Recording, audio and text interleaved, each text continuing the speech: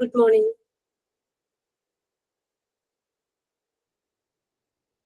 കേൾക്കുന്നില്ലേ?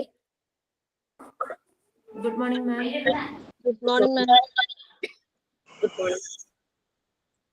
Good morning, ma'am. Morning.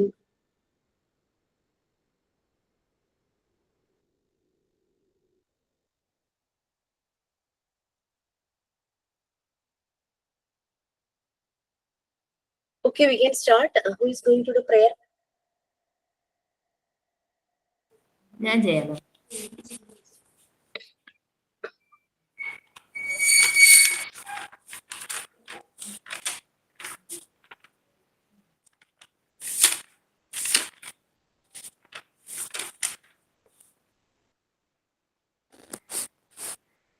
Thank you, God.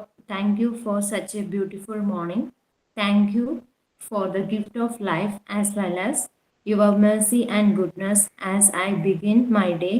I pray that you will guide me and make my steps fruitful. Thank you for hearing my prayer. Thank you, God. Okay. Thoughts of the day. Learn to value yourself, which means fight your happiness. Thank you.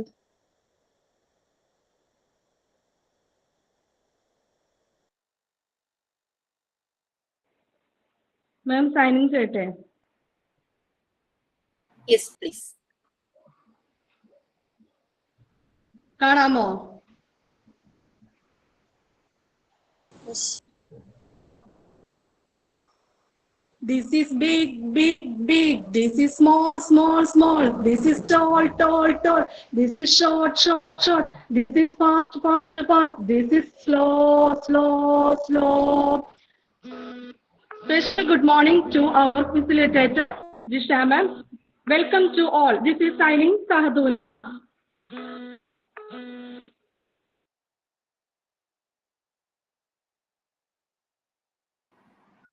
ചെറുതായിട്ട് audio video എനിക്ക് issue ഉണ്ടായിരുന്നു, എല്ലാവർക്കും ഉണ്ടായിരുന്നു എന്ന് എനിക്കറിയില്ല. എന്നാലും നന്നായിരുന്നു. It was nice. ഉണ്ടായിരുന്നു, ശരിക്കും കേൾക്കാൻ പറ്റുന്നുണ്ടായിരുന്നില്ല. എന്നാലും she tried her maximum and it was very nice.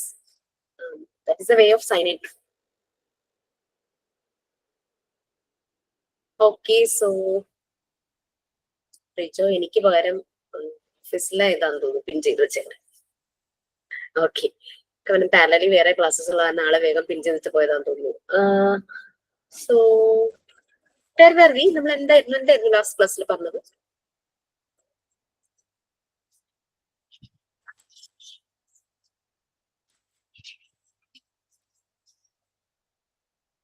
Unit 4 start ചെയ്തു അല്ലേ?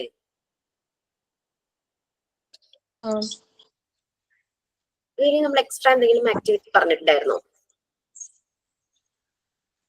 എന്നായിരുന്നു ലാസ്റ്റ് ക്ലാസ്? അശ്വതി മിസ്സായിട്ട് അഡ്ജസ്റ്റ് ചെയ്താൽ എനിക്കത് ഓർമ്മയില്ല.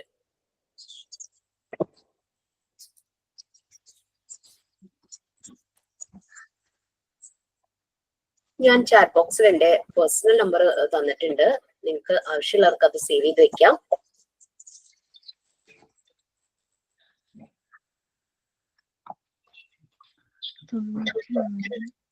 ചിലപ്പം എന്നെ വിളിച്ചാൽ എപ്പോഴും കിട്ടണം എന്നില്ല എന്ന് പറഞ്ഞു കഴിഞ്ഞാൽ നമ്മൾ കംഫർട്ടബിൾ ആയിട്ട് സംസാരിക്കാൻ പറ്റുന്ന ഒരു സിറ്റുവേഷനിലാണെങ്കിൽ ഫോൺ എടുക്കാൻ പറ്റുള്ളൂ. ലൈക്ക് ക്ലാസ് ഒക്കെ ആണെങ്കിൽ നമുക്ക് എടുക്കാൻ പറ്റില്ലല്ലോ.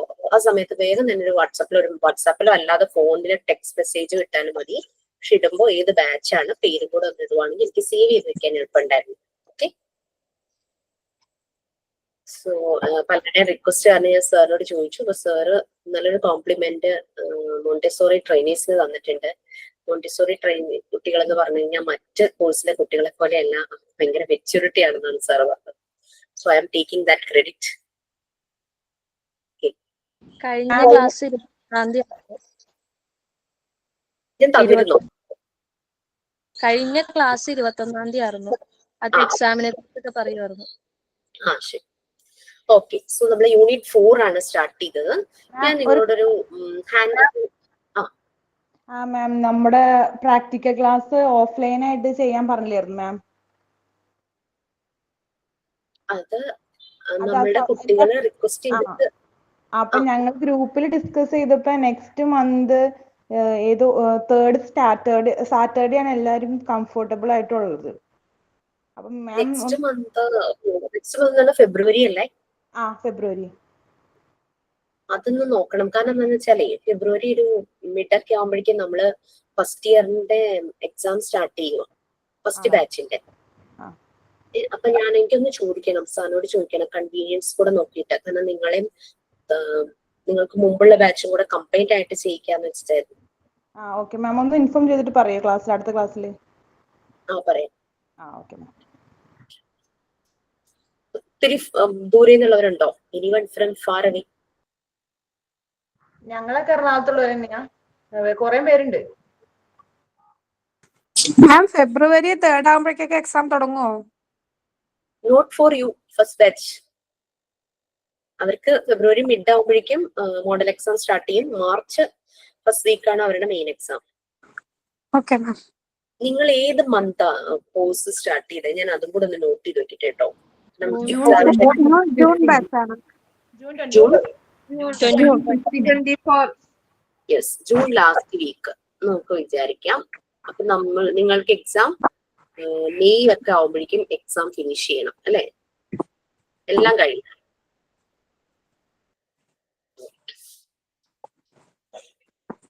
ഞാൻ ഒരു കാര്യം പറഞ്ഞിട്ടുണ്ടായിരുന്നു, ഒരു ഹാൻഡ് റിട്ടൺ മാഗസിൻ പ്രിപ്പയർ ചെയ്യണ കാര്യം.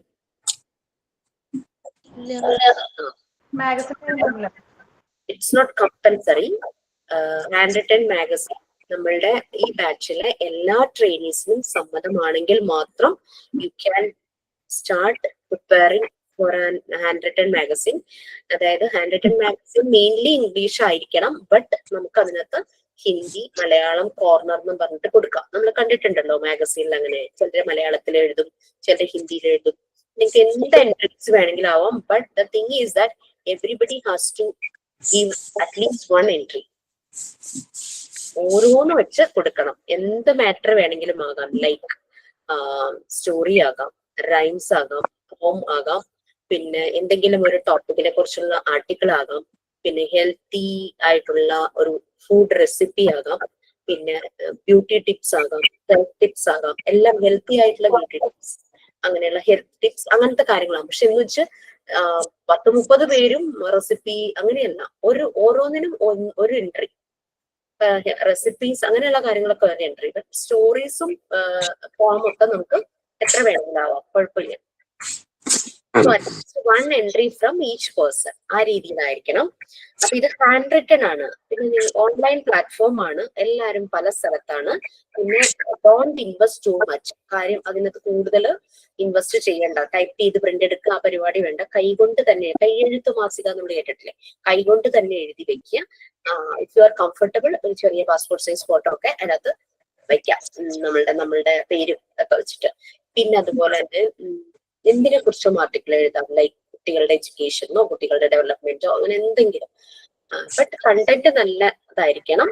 പിന്നെ നമ്മൾ എന്തും എഴുതുമ്പോൾ ഒരു പ്രിഫൈസ് ഒക്കെ എഴുതുമല്ലോ, നമുക്ക് വേണമെങ്കിൽ ഇൻസ്റ്റിറ്റ്യൂട്ടിലെ സാറിനെ കൊണ്ടൊക്കെ നമുക്ക് എഴുതിക്കാം. 3 പേരാണ് മാനേജിംഗ് ഡയറക്ടേഴ്സ് ആയിട്ട്, ജയരാജ് സാറ്, പ്രസിദ്ധനൻ, സിൻഡാജ് സാറ്. നിങ്ങൾക്കൊരു മാഗസീന്റെ രീതികളൊക്കെ അറിയായിരിക്കുമല്ലോ. അപ്പൊ എന്റെ റോൾ ഇവിടെ കാര്യമായി ഒന്നുമില്ല, നിങ്ങളാണ് ചെയ്യുന്നത്.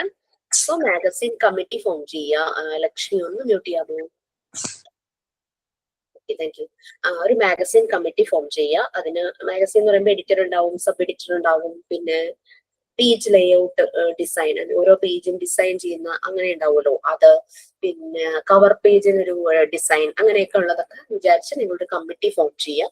പിന്നെ എല്ലാവരെയും കോർഡിനേറ്റ് ചെയ്ത് എൻട്രീസ് കളക്ട് ചെയ്യാൻ 3-4-5 പേര്, അങ്ങനെ എല്ലാവരും കൂടെ ചേർന്നിട്ട് ഇത് ചെയ്യുക. അപ്പൊ ഒരു ബാച്ചിൽ നിന്ന് എനിക്ക് കിട്ടിയ സജഷൻ എന്ന് പറഞ്ഞു കഴിഞ്ഞാല്, അവരുടെ ഒരു ആഗ്രഹം ഇതിന്റെ എല്ലാം ഫോട്ടോ എടുത്തിട്ട്, നമുക്കത് സോഫ്റ്റ് കോപ്പി ആക്കാൻ വലിയ ബുദ്ധിമുട്ടില്ല അല്ലെ, ഇമേജ് എടുത്തിട്ട് PDF ആക്കി നമുക്ക് അതിന് ഒരു ഫയലാക്കാം. എന്നിട്ട് വേണമെങ്കിൽ നിങ്ങൾക്ക് ഇൻസ്റ്റിറ്റ്യൂട്ടിലേക്ക് ആ സോഫ്റ്റ് കോപ്പി അയച്ചു കൊടുക്കാം. അപ്പോൾ ഒരു ബാച്ചിലെ കുട്ടികൾ പറഞ്ഞു, ഞങ്ങൾക്ക് അതിന്റെ ഹാർഡ് കോപ്പി തന്നെ ചെയ്ത് ഞങ്ങൾ ബൈൻഡ് ചെയ്ത് ഞങ്ങൾ ഇൻസ്റ്റിറ്റ്യൂട്ടിലേക്ക് അയച്ചു തരാം. അപ്പൊ ഞങ്ങളുടെ ബാച്ചിന്റെ പേരിൽ ഒരു കോപ്പി ഇൻസ്റ്റിറ്റ്യൂട്ടിൽ ഇരിക്കുമല്ലോ, അപ്പൊ ഞങ്ങൾക്ക് അത് സന്തോഷമല്ലേന്ന് അവർ പറഞ്ഞു. ദാറ്റ്സ് അപ് ടു യു, എങ്ങനെ വേണമെങ്കിലും നിങ്ങൾക്ക് ചെയ്യാം. ഇനി ആരെങ്കിലും ഇതിന് എഗെയിൻസ്റ്റ് ആണെങ്കിൽ ഞാൻ ഇൻസിസ്റ്റ് ചെയ്യില്ല. നിങ്ങൾക്ക് താല്പര്യം മാത്രം start doing this programme. Okay, ഈ ഒരു മാഗസിൻ റൈറ്റിംഗ് നിങ്ങൾക്ക് സ്റ്റാർട്ട് ചെയ്യാം. അധികം ടൈം വേണ്ടി വരുമെന്നൊന്നും എനിക്കറിയില്ല. ജസ്റ്റ് എളുപ്പമായിരിക്കും. ഓരോരുത്തർ ഓരോ എൻട്രി വെച്ചാൽ പോരെ. അപ്പൊ ആദ്യമേ തീരുമാനിക്കുക ആരാ എന്താണ് തരുന്നത്. അപ്പൊ ശ്രദ്ധിക്കുക, റെസിപ്പീസ് ഒരു 10-12 റെസിപ്പീസ് ഒന്നും വേണ്ട. 2 റെസിപ്പീസ് ഇനഫ്, 2 മാക്സിമം മതിയാകും. പിന്നെ ഹെൽത്തി ടിപ്സ്, ബ്യൂട്ടി ടിപ്സ് അങ്ങനെയുള്ള. സ്റ്റുഡൻസ് ഗ്രൂപ്പ് ലിങ്ക് റിസ്വാന എന്തോ ഒരു മെസ്സേജ് വന്നു. റിസ്വാന നിങ്ങളുടെ ഗ്രൂപ്പിൽ ഇല്ല. So please do add hair please. ഇത്രയും നാളായില്ലേ കോഴ്സ് തുടങ്ങിയിട്ട്.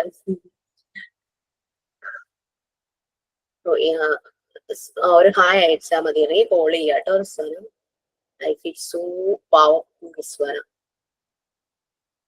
വിട്ടുപോയതായിരിക്കും. ഓക്കെ, സോ നമുക്ക് ഇനി ക്ലാസ്സിലേക്ക് കിടക്കാം. അപ്പൊ മാഗസീനെ കുറിച്ച് ഡൗട്ട്സ് ഒന്നും ഇല്ലല്ലോ? ഓക്കെ അല്ലേ? മാം അസൈൻമെന്റ് ഒന്നും കഴിഞ്ഞിട്ടില്ല. അസൈൻമെന്റ് കുറെ ഉണ്ട് എഴുതാന്. അസൈൻമെന്റ് 5-6 ആയിട്ടുള്ളൂ. കുറച്ച് സമയം ഒരു 5 മിനിറ്റ്സ് പോരെ ഒരു മാഗസീനിലേക്ക് ഒരു എൻട്രി ചെയ്തേ. ഭയങ്കരമായിട്ടുള്ള വർക്കൊന്നും ഇല്ലല്ലോ. ഓരോരുത്തരായിട്ടല്ലേ ചെയ്യുന്നത്. നോക്കൂ, ട്രൈ ചെയ്തു നോക്കൂ.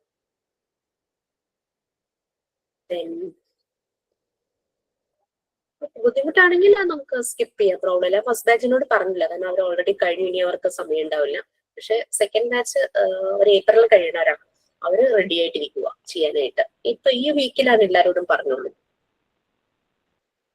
മിസ് അത് A4 പേപ്പറിലാണോ എഴുതണ്ടേ? അതായിരിക്കും നല്ലത്. അപ്പൊ എല്ലാവരുടെയും പേജിന് ഒരേ സൈസ് ആയിരിക്കില്ലേ? കേട്ടില്ല സൗദുന, എന്തോ റേഞ്ച് ഇഷ്യൂ അവിടെ. ഇതുപോലെ മാഗസിൻ അങ്ങനെ എഡിറ്റ് അങ്ങനെയൊക്കെ ഉള്ളത്.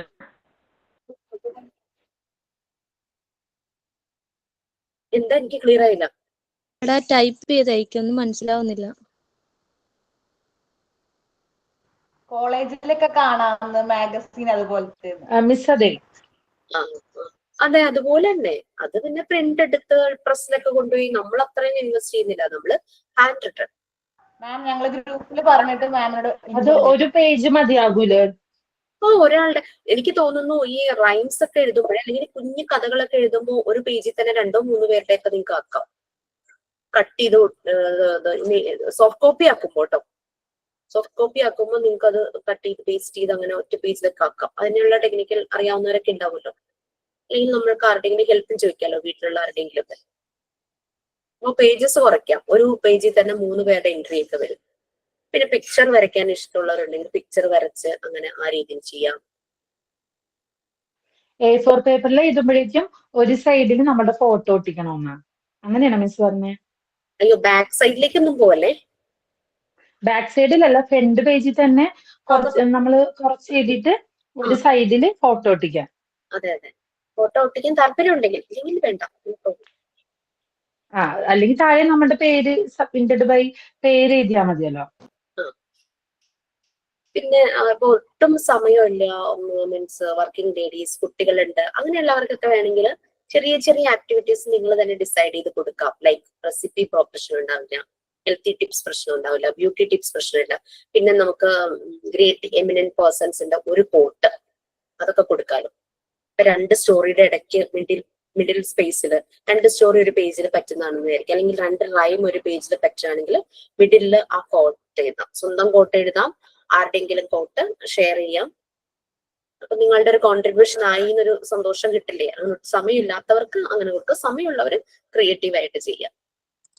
ഓക്കെ മാം, ഇത് നമ്മൾ ചെയ്തിട്ട് എവിടെ അയച്ചു കൊടുക്കണ്ടേ? ഇത് ചെയ്തിട്ട് നിങ്ങളിത് PDF ആക്കി ഒറ്റ ഫയൽ ആക്കുക. അതിന് നമുക്ക് വലിയ കോസ്റ്റ് ഒന്നും ഇല്ലല്ലോ. വേസ്റ്റ് മെറ്റീരിയൽ ക്രാഫ്റ്റ് ഒക്കെ ചെയ്യാമോ? വേസ്റ്റ് മെറ്റീരിയലിന്റെ ക്രാഫ്റ്റ് ഒക്കെ ചെയ്തിട്ടുണ്ട്, അതിന്റെ ഫോട്ടോ ഒക്കെ അയക്കാവോ? എന്നാലും മതി, അതും ചെയ്യാം. എന്താണോ നിങ്ങളുടെ ക്രിയേറ്റിവിറ്റി അതെല്ലാം ചെയ്യാം. അപ്പൊ നോക്കുക, ഒരേ ടൈപ്പ് ആവരുത്. മാഗസീൻ എന്ന് പറഞ്ഞു കഴിഞ്ഞാൽ പലതും ഉണ്ടാവണമല്ലോ, പല കാര്യങ്ങളും അതിനകത്ത് വരുന്നതാണല്ലോ. ഏതെങ്കിലും ഒരു ആളെ കുറിച്ച് അയാളുടെ ഒരു എന്താ പറയാ, ഇപ്പം എക്സാമ്പിൾ ആരെയാ പറയാ, ഇപ്പൊ നമ്മളുടെ ഗുഗീഷ് ആളെ പറ്റിയിട്ട് വേണമെങ്കിൽ എഴുതാം. അല്ലെങ്കിൽ മറിയ മോണ്ടിസോറിയെ പറ്റി ചെറിയൊരു ആർട്ടിക്കിൾ എഴുതാം. പിന്നെ ഏതെങ്കിലും ഒരു ഇൻസിഡന്റ്, മറിയ മോണ്ടിസോറിയ കുട്ടികളുടെ ഏതെങ്കിലും ഒരു കാര്യം കണക്ട് ചെയ്ത് അങ്ങനെ എഴുതാം. സത്യം അങ്ങനെ വലിയ എസ്സേ പോലെ ഒന്നും എഴുതുന്ന ചെറിയൊരു ആർട്ടിക്കിൾ ആയിട്ടൊക്കെ എഴുതാം. പിന്നെ കുട്ടികൾക്ക് പറ്റുന്ന കുസൃതി ചോദ്യങ്ങൾ എഴുതാം. നിങ്ങൾ അല്ലെങ്കിൽ നമുക്ക് വലിയ ആൾക്കാർക്ക് വെച്ചിട്ട് കുസൃതി ചോദ്യങ്ങൾ കൊടുക്കാം. എന്നിട്ട് അതിന്റെ ആൻസർ വേണമെങ്കിൽ തല കീഴായിട്ട് ആൻസർ ഇങ്ങനെ വെക്കുന്ന രീതിയിലൊക്കെ കണ്ടിട്ടില്ലേ ചില ബുക്സിൽ. 5 ക്വസ്റ്റ്യൻ എഴുതിയിട്ട് ആൻസർ തല തിരിച്ച് മുകളിലേക്ക് എഴുതി വെക്കും. അപ്പൊ തിരിച്ചു വെച്ച് നോക്കിയിട്ട് നമ്മൾ റീഡ് ചെയ്യുന്നത് പ്രോവേർബ്സ്. പക്ഷെ എന്ന് കരുതി അത് മാത്രം അങ്ങനെ ആയി പോകരുത്. മാഗസീന്റെ വണ്ണം അധികം കൂട്ടാതിരിക്കുക. അതാണ് ഇപ്പൊ പ്രോവേർബ്സ്, കോട്ട്, ഹെൽത്തി ടിപ്സ്, അതെല്ലാം ചിലപ്പോൾ 4 ആർട്ടിക്കിൾക്ക് നമുക്ക് ഒറ്റ പേജിൽ നമുക്ക് ആക്കാൻ പറ്റും. സോഫ്റ്റ് കോപ്പി ആക്കുമ്പോഴും പിന്നെ നിങ്ങൾ ഒരുമിച്ച് പേസ്റ്റ് ചെയ്യുവോ അങ്ങനെയൊക്കെ ചെയ്യുവാണെങ്കിൽ നമുക്ക് ചെയ്യാനായിട്ട് പറ്റും. മാം ഇതെല്ലാം ഇംഗ്ലീഷ് തന്നെയല്ലേ? ഇംഗ്ലീഷിലാണ് മെയിൻ ആയിട്ട് മാഗസിൻ. ബട്ട് നമുക്ക് അവിടെ മലയാളം കോർണർ അല്ലെങ്കിൽ ഹിന്ദി കോർണർ കൊടുക്കാം, അല്ലെങ്കിൽ വേറെ ഏതെങ്കിലും ലാംഗ്വേജ് ആർക്കെങ്കിലും പ്രിഫർ ചെയ്യുന്നുണ്ടെങ്കിൽ കൊടുക്കാം. ബട്ട് ട്രാൻസ്ലേഷൻ മലയാളം ഹിന്ദി ആകുമ്പോൾ ട്രാൻസ്ലേഷൻ ഇല്ലെങ്കിലും കുഴപ്പമില്ല. തമിഴ്, അറബി അങ്ങനെയൊക്കെ വരുവാണെങ്കിൽ അതിന്റെ ട്രാൻസ്ലേഷനും കൂടെ ഇംഗ്ലീഷിൽ കൊടുത്താൽ നന്നായിരിക്കും. നമ്മുടെ മാഗസിൻ മെയിൻലി ഇംഗ്ലീഷാണ്. ബട്ട് നമുക്ക് മലയാളം കോർണർ എന്ന് പറഞ്ഞാൽ മലയാളം ആയിരിക്കരുത്, കൂടുതലും ഇംഗ്ലീഷ് ആയിരിക്കണം. 1-2 മലയാളം ആർട്ടിക്കിൾസ് ആവാം, ഹിന്ദി അതുപോലെ ആവാം, അറബി അറിയാവുന്നവർക്ക് അതുപോലെ ചെയ്യാം. ഇപ്പൊ തമിഴ് ഒക്കെ ഉള്ള കുട്ടികളുണ്ട് നമ്മുടെ ബാച്ചിൽ, ചില ബാച്ചുകളിൽ. അപ്പൊ തമിഴ് എഴുതിക്കോട്ടെ എന്ന് ചോദിച്ചപ്പോൾ ഞാൻ പറഞ്ഞു തമിഴ് എഴുതിക്കും, പക്ഷെ ഒരു ട്രാൻസ്ലേഷനും കൂടെ ട്രാൻസ്ലേറ്റർ ആകാൻ ഒരാൾ റെഡി ആയിട്ട് മുന്നോട്ട് വരികയും ചെയ്തു. സോ കാരണം മലയാളം അറിയാതെ ഈ ബോർഡർ വയനാട്, ഇടുക്കി ആ ഭാഗത്തൊക്കെ ഉള്ളവരുണ്ടേ, അവര് തമിഴായിരിക്കും. തമിഴ് മീഡിയത്തിലൊക്കെ പഠിച്ച കുട്ടികളുണ്ട്, അവർക്ക് മലയാളം ഒട്ടും പറ്റില്ല. അപ്പൊ തമിഴിൽ അവർ എഴുതിക്കോട്ടെ എന്നൊക്കെ ചോദിച്ചു. എല്ലാ ലാംഗ്വേജിനെ അക്സെപ്റ്റ് ചെയ്യുന്നത്. Okay, so we can start.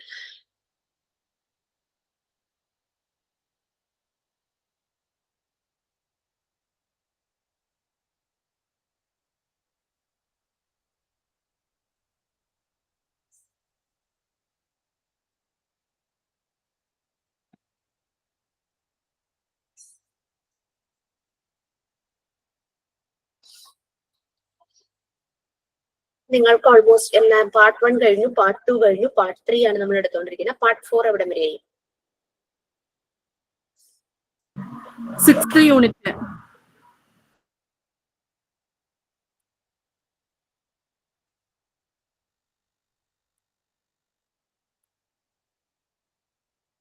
Unit 6, Structure of the classroom.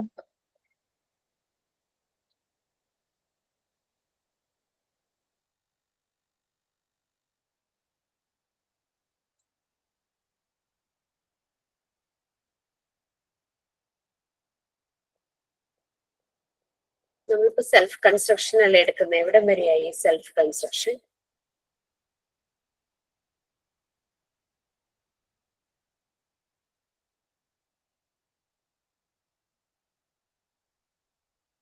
Fourth period.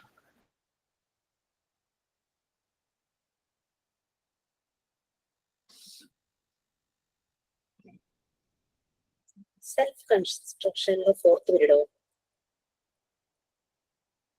അത്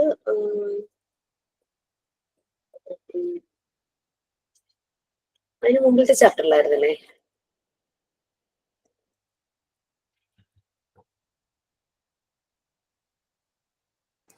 അബ്സോർബന്റ് മൈൻഡ് ആണ് തോന്നുന്നത്. അത് പഠിപ്പിച്ചു. പറ്റി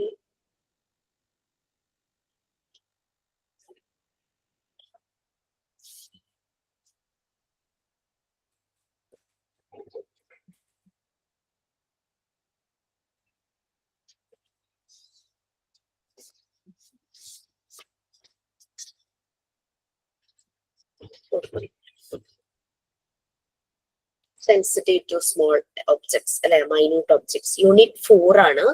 module 1 part 3 unit 4 self construction. കുട്ടികൾ സ്വയം ഡെവലപ്പായി ബിൽഡായി വരുന്നത്, അതാണ് സെൽഫ് കൺസ്ട്രക്ഷൻ എന്ന് പറയുന്നത്. അതെങ്ങനെയാണ് അവരുടെ ഓരോ എൻവയോൺമെന്റിലുള്ള പല ഫാക്ടേഴ്സുമായിട്ട് സെൻസിറ്റീവ് ആയിട്ട് അവർ പല രീതിയിലുള്ള ലേണിംഗ് പ്രോസസ്സിലേക്ക് പോകുന്നു. അവർക്ക് എപ്പോഴും മൈന്യൂട്ട് ഒബ്ജക്ട്സിനോടായിരിക്കും താല്പര്യം. അവരിങ്ങനെ ഇരുന്ന് വളരെ കോൺസെൻട്രേറ്റ് ചെയ്ത് എത്ര സമയം വേണമെങ്കിലും ആ മൈന്യൂട്ട് ഒബ്ജക്റ്റിനെ അവരിങ്ങനെ ഇങ്ങനെ എടുക്കാനായിട്ട് നോക്കും. ഉറുമ്പ് പോകുന്നത് കാണുമ്പോഴും, തുമ്പി, ബട്ടർഫ്ലൈ, ചെറിയ പൂക്കൾ കാണുമ്പോൾ ഒക്കെ അവർക്ക് ഭയങ്കര ഒരു ക്യൂരിയോസിറ്റിയാണ്. യൂണിറ്റ് എത്രയാണ് miss? Module 1 part 3 unit 4. Self construction നമ്മൾ സ്റ്റാർട്ട് ചെയ്തു. ലാസ്റ്റ് വീക്കാണ് സ്റ്റാർട്ട് ചെയ്തതെന്നാണ് എന്റെ ഓർമ്മ.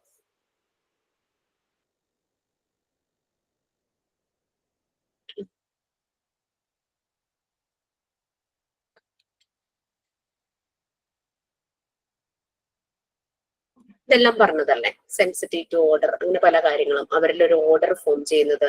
നമ്മളൊരു എക്സാമ്പിൾ കഴിഞ്ഞില്ല മാം, അത് കഴിഞ്ഞു. അത് സെൽഫ് കൺസ്ട്രക്ഷൻ ഒക്കെ എടുത്തു കഴിഞ്ഞു. അബ്സോർബന്റ് മൈൻഡ് അത് തൊട്ടാ ഇനി എടുക്കേണ്ടത്. സെൻസിറ്റിവിറ്റി പീരീഡ് മുഴുവൻ പറഞ്ഞതാ. പറഞ്ഞു. സ്മോൾ ഒബ്ജക്ട്സ് എല്ലാം പറഞ്ഞു അല്ലെ കുട്ടികൾക്ക്. എല്ലാം 6 പോയിന്റ്സ് എല്ലാം പറഞ്ഞു. 6 പോയിന്റ്സ് ഉണ്ടല്ലോ, അതെല്ലാം പറഞ്ഞു. പറഞ്ഞു. ഈ 6 പോയിന്റ്സ് അല്ലേ മൈന്യൂട്ട് ഒബ്ജക്ട്സിന്റെ കാര്യം, ലാംഗ്വേജ് ഫോം ചെയ്യുന്നതും, പിന്നെ സോഷ്യൽ ആസ്പെക്ട്സ്, പിന്നെ ഹ്യൂമൻ ലാംഗ്വേജിനോട് അവർ കൂടുതൽ അട്രാക്റ്റഡ് ആവും. അനിമൽസിന്റെ ലാംഗ്വേജ് കേട്ടാൽ അവർ ചിലപ്പോൾ ഇമിറ്റേറ്റ് ചെയ്യാനായിട്ട് ശ്രമിക്കും. Then absorbent mind. Maria Montessori പറയുന്ന രണ്ട് കാര്യങ്ങളിൽ ഒന്നാണ് അബ്സോർബന്റ് മൈൻഡ്. സെൻസിറ്റീവ് പീരീഡും അബ്സോർബന്റ് മൈൻഡുമാണ് കുട്ടികളുടെ ചെറിയ പ്രായത്തിലുള്ള ഡെവലപ്മെന്റ് സ്റ്റേജിൽ വരുന്നത്. അവർ കുറച്ചുകൂടെ വലുതാവുമ്പോഴേക്കും ഈ സെൻസിറ്റീവ് പീരീഡും അബ്സോർബന്റ് മൈൻഡും മാറിയിട്ട് കുറെ സൈക്കോളജിക്കൽ ക്യാരക്ടേഴ്സ് ആയിട്ട് മാറും അല്ലെ. കുഞ്ഞു പ്രായത്തിൽ നമ്മൾ പറയണ എന്തും അവർ വിശ്വസിക്കും, കംപ്ലീറ്റ് അതങ്ങ് എടുക്കും. അമ്പിളിമാമനെ പിടിച്ചു തരാന്ന് പറഞ്ഞു കഴിഞ്ഞാൽ അവരുടെ വിചാരം അതിങ്ങനെ പിടിക്കാൻ പറ്റുന്ന സാധനമാണ്. പക്ഷെ കുറെ ഏജ് അങ്ങ് കഴിയുമ്പോൾ they know that it is not real, അതങ്ങനെ നടക്കുന്ന ഒരു കാര്യമല്ല. അപ്പൊ അവർക്ക് റൈറ്റും റോങ്ങും, എന്താണ് ശരി എന്താണ് അല്ലാത്തത് എന്നുള്ളതൊക്കെ മനസ്സിലാകും. അപ്പൊ സൈക്കോളജിക്കൽ ക്യാരക്ടറിസ്റ്റിക്സ് അവരിലേക്ക് വരുവാണ്. അവർക്ക് ആ ഒരു ഇമോഷൻസ് കൂടുതലായിട്ട് മനസ്സിലാവുന്നു, കാര്യങ്ങൾ കൂടുതലായിട്ട് അവർക്ക് മനസ്സിലാവുന്നു. വെള്ളം, ഒരു പാത്രത്തിൽ വെള്ളം വെച്ച് കഴിഞ്ഞാൽ അത് ചരിച്ചു കഴിഞ്ഞാൽ വെള്ളം പോകും, ആ ഒരു ഫീലൊക്കെ അവർക്ക് അറിയാൻ പറ്റും. അങ്ങനെ ഓരോ കാര്യങ്ങളിലും അവർക്കറിയാം. സൂക്ഷിച്ച് നടന്നില്ലെങ്കിൽ വീഴും, അങ്ങനെയുള്ള എല്ലാം ആ ഒരു എല്ലാത്തിനും ഒരു ബാലൻസും ഒരു സെൻസും അവർക്ക് കൂടും. അപ്പൊ ഈ അബ്സോർബന്റ് മൈൻഡ് സെൻസിറ്റീവ് പീരീഡ് എന്ന് പറഞ്ഞു കഴിഞ്ഞാൽ എന്തും അവർ ഉള്ളിലേക്ക് എടുക്കുന്ന ഒരു ഇതായിരുന്നു. അവർക്ക് എന്താ ചില സാധനങ്ങൾ അവർ കഴിക്കാൻ പറ്റുന്നതാണോ അല്ലെന്നുള്ളതൊന്നും അവർക്ക് തിരിച്ചറിയുന്നില്ല. ആ ഒരു സമയത്ത് കൈ കെട്ടുന്നൊക്കെ വായിലേക്ക് വെക്കുന്ന ഒരു ടെൻഡൻസി ഒക്കെ ഈ ഒരു ചെറിയ പ്രായത്തിലുണ്ട്. ഇപ്പൊ അബ്സോർബന്റ് മൈൻഡ് നമ്മൾ വായിച്ചിരുന്നോ? കോൺഷ്യസ് മൈൻഡും അൺകോൺഷ്യസ് മൈൻഡുമായിട്ട് നമ്മൾ പറഞ്ഞു. അൺകോൺഷ്യസ് മൈൻഡ് 0 to 3 years ആണ്. ബർത്ത് തുടങ്ങി 3 years ഈ അബ്സോർബൻ അതിനെ സ്പ്ലിറ്റ് ചെയ്തേക്കുക. പിന്നെ conscious mind 3 to 6 years. Even though unconscious mind ആണ് 3 വയസ്സ് വരെയെങ്കിലും ആ ടൈമിൽ സംഭവിക്കുന്ന പല കാര്യങ്ങളും അവരുടെ ഈ അൺകോൺഷ്യസ്, ആ ഒരു സബ് കോൺഷ്യസ് ഇതിൽ ഒരു ഇംപ്രഷൻസ് ആയിട്ട് കിടക്കും. പലപ്പോഴും അത് പിൽക്കാലങ്ങളിൽ ഒരു ട്രോമയായി മാറാനുള്ള ചാൻസ് ഉണ്ട്. ലൈക്ക് ഇതിനെ ഏതെങ്കിലും രീതിയിൽ പീഡിപ്പിക്കുകയോ ഒക്കെ ചെയ്ത് കഴിഞ്ഞു കഴിഞ്ഞാൽ ഉറക്കത്തിൽ ഞെട്ടുക, അല്ലെങ്കിൽ അത് കണ്ടാൽ വീണ്ടും അല്ലെങ്കിൽ കരയുക, എന്തെങ്കിലും നമ്മളെ പേടിപ്പിച്ച് പറയുമ്പോഴേക്കും വല്ലാതെ വാശി പിടിച്ച് കരയുക, അതൊക്കെ അവരുടെ മൈൻഡിൽ അതിന്റെ ഒരു ഇംപ്രഷൻസ് കിടക്കുന്നതുകൊണ്ടാണ്. അൺകോൺഷ്യസിൽ കിടന്നാലും അവർക്ക് അതിങ്ങനെ ഒരു ട്രോമ പോലെ പിന്നീട് വരാം. ഓക്കെ, കുറെ ഇയേഴ്സ്, ചിലപ്പോൾ ചെയ്യുമ്പോൾ ചിലപ്പോൾ അത് മാറും. കോൺഷ്യസ് മൈൻഡാണ് 3 to 6 years ആയിട്ട് വരുന്നത്. അബ്സോർബർ മൈൻഡിലെ കുട്ടി നോളജ് ഗെയിൻ ചെയ്യുന്നു. ഓരോ ആക്ഷൻസിൽ നിന്നും ഓരോ ആക്ടിവിറ്റീസിൽ നിന്നും കുട്ടിക്ക് നോളജ് വരിക, പലതും അത് അബ്സോർബ് ചെയ്യുക, എല്ലാം എക്സ്പീരിയൻസ്, ചുറ്റുപാട് എന്തൊക്കെ നടക്കുന്നു അതൊക്കെ എക്സ്പീരിയൻസ് ചെയ്യുന്നത്. അങ്ങനെ നമ്മൾ പറഞ്ഞൊരു സ്പഞ്ച് വെള്ളത്തിലിട്ടാൽ അത് ആ വെള്ളം മുഴുവനും വലിച്ചെടുക്കുന്ന പോലെ ചുറ്റും നടക്കുന്ന കാര്യങ്ങളെല്ലാം തന്നെ അത് വേഗം തന്നെ മനസ്സിലാക്കിയെടുക്കും, ഉള്ളിലേക്ക് എടുക്കും. നമ്മൾ ആ അബ്സോർബന്റ് മൈൻഡിനെ രണ്ടായിട്ട് സ്പ്ലിറ്റ് ചെയ്തേക്കുന്ന ഓരോന്നുമാണ് ഇനി പറയുന്നത്. അൺകോൺഷ്യസ് മൈൻഡ് 0 to 3 years ആണ്. ആരാ വായിക്കാൻ റെഡി ആയിട്ടുള്ളത്? വായിക്കണം നോക്കട്ടെ കേട്ടോ. അത് ഫുൾ വായിക്കണം കേട്ടോ, പകുതി വെച്ച് നിർത്തിയിട്ട് കാര്യമില്ല. Okay, please.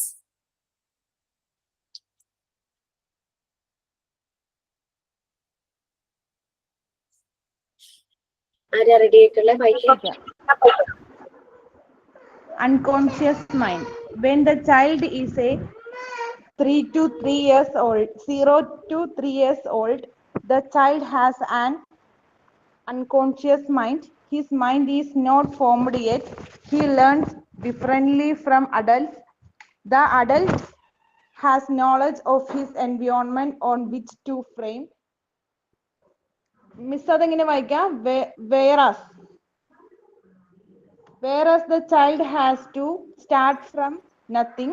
It is the absorbent mind that allows him to absorb impressions from the environment unconsciously. He absorbs everything unconsciously, and these facts are saved as impressions in his mind.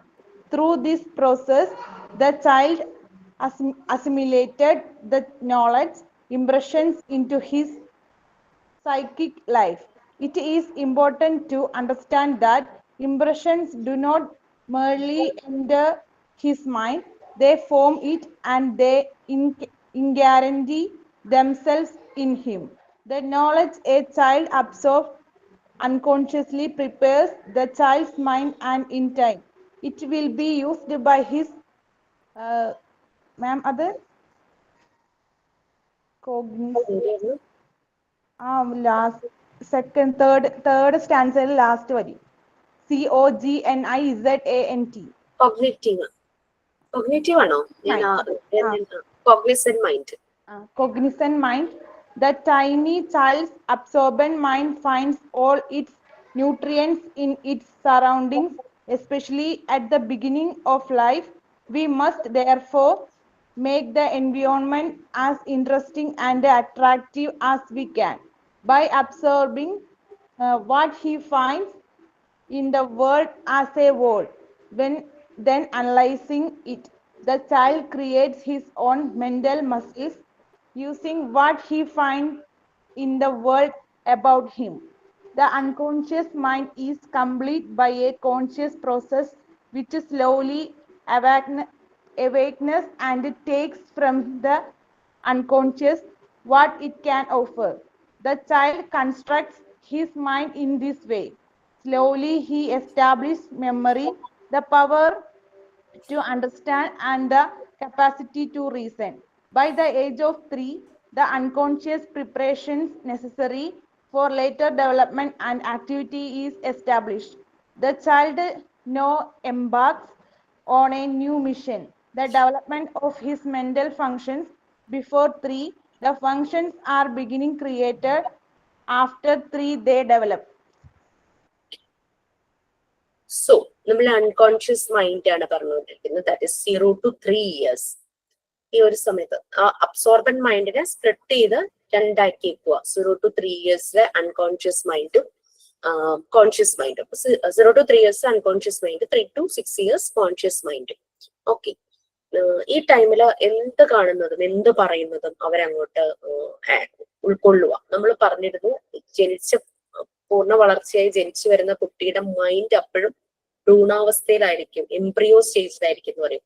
That is his mind is not formed yet. അപ്പോഴും മനസ്സ് അങ്ങോട്ട് develop ആയിട്ടില്ല. കാര്യം body parts ഒക്കെ ഇങ്ങനെ ഡെവലപ്പായി വരുന്നു, പക്ഷെ മനസ്സ് അപ്പോഴും ഫോം ആയിട്ടില്ല. എല്ലാം അഡൾട്ട്സിൽ നിന്നാണ് പഠിക്കുന്നത്. അഡൾട്ട്സ് പറയുന്നതെല്ലാം അങ്ങനെ അവര് അങ്ങ് വിഴുങ്ങുക ചെയ്യും.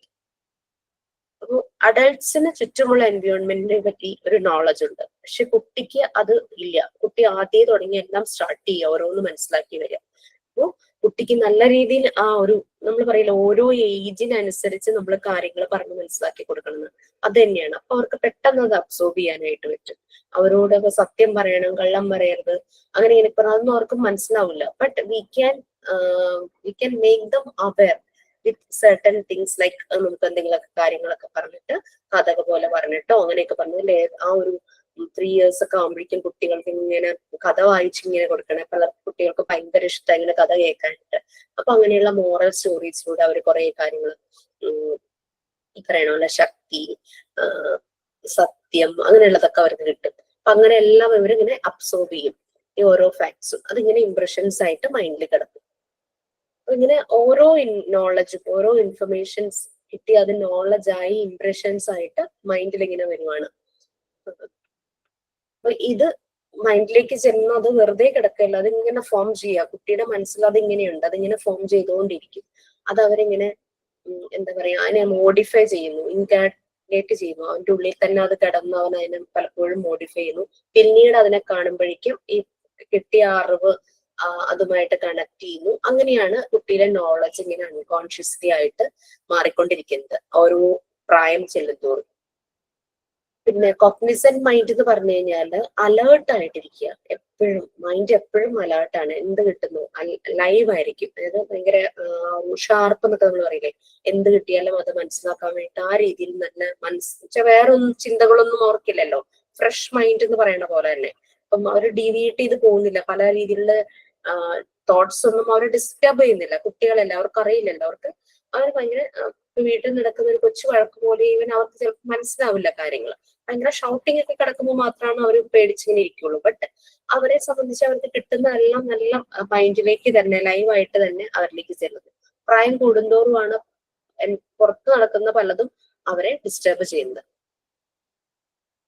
അപ്പോൾ നമ്മൾ ഫുഡ് കഴിക്കുമ്പോൾ ബോഡിക്ക് ന്യൂട്രിയൻസ് കിട്ടുന്ന പോലെ തന്നെ ഈ കുട്ടികൾക്ക് ഇവരുടെ ചുറ്റും നടക്കുന്ന കാര്യങ്ങളിൽ നിന്ന് പല കാര്യങ്ങളും മനസ്സിലാക്കുന്നു, ന്യൂട്രിയൻസ് ആയിട്ട് കിട്ടുന്നു എന്നുള്ളതാണ് പറയുന്നത് ലൈഫ് സ്റ്റാർട്ട് ചെയ്യുമ്പോൾ തന്നെ.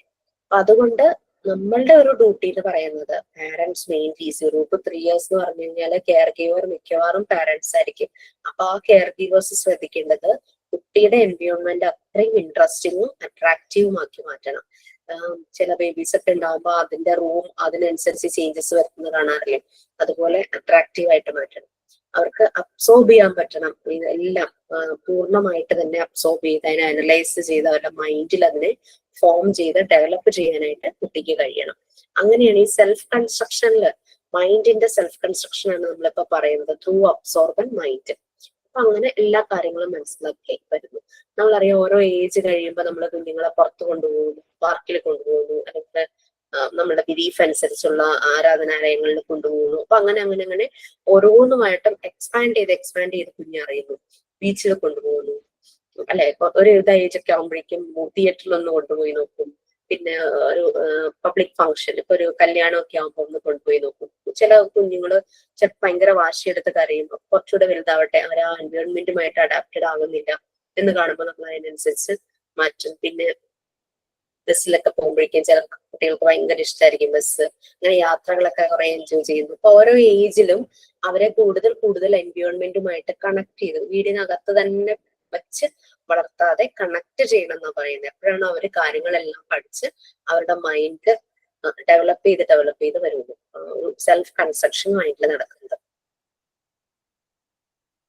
ഈ അൺകോൺഷ്യസ് മൈൻഡ് എന്ന് പറയുന്നതിനകത്തേക്ക് ഈ ഓർമ്മകളൊക്കെ വരിക, മീൻസ് ഓരോ കാര്യങ്ങളും ഇംപ്രഷൻസ് ആയിട്ട് നടക്കുന്ന ഒരു കോൺഷ്യസ് പ്രോസസ് തന്നെയാണ്. പിന്നെ ഇത് ഗ്രാജുവലി കോൺഷ്യസ് ലെവലിലേക്ക് മാറുവാണ് ഏജ് ബൈ ഏജ്. ആ മൈൻഡ് ഇങ്ങനെ കൺസ്ട്രക്ട് ചെയ്യുന്നു, അപ്പം മെമ്മറി അവിടെ എസ്റ്റാബ്ലിഷ്ഡ് ആവുകയാണ്, കാര്യങ്ങളെല്ലാം മനസ്സിലാക്കാനുള്ള ഒരു പവർ കപ്പാസിറ്റി അതെല്ലാം കിട്ടും. അപ്പൊ ഏജ് 3 ആകുമ്പോൾ ഈ ഒരു അൺകോൺഷ്യസിൽ നിന്ന് കോൺഷ്യസിലേക്ക് ആ ഒരു ഗ്രാജുവൽ പ്രോസസ് നടക്കും.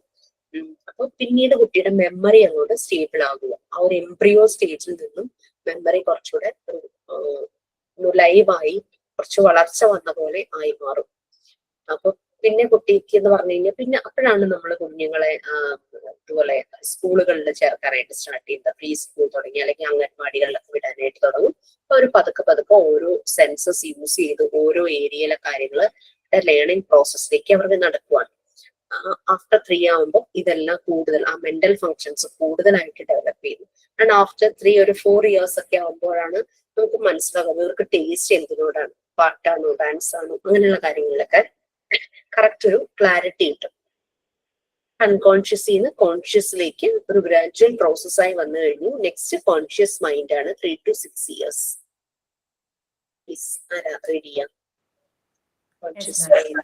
Conscious mind 3 to 6 years. From 3 to 6 years, the child continues to absorb knowledge, and this is also a period of self-construction. However, the child is now conscious. He has a memory and has advanced a will. Now he takes in consciously using his hand. It is by means of work that he becomes conscious and develops himself by means of his hand.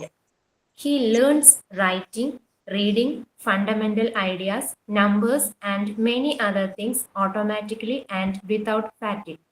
So we have to understand that the first period in human development, in which character is formed, is the most important time. At no other age has the child greater need of an intelligent help, and any barrier that impedes his creative work will lessen the chance he has of achieving perfection.